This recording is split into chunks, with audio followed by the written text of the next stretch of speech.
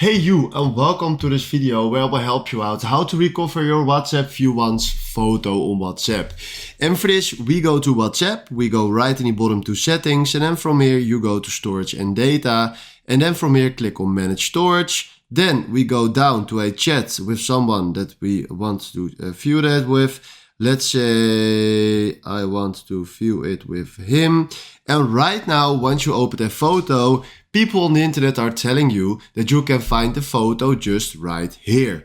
Guys, after all the updates, you are not allowed to see the WhatsApp view once photo on WhatsApp. They did so many updates and I'm here to tell you the truth, but it's not possible anymore.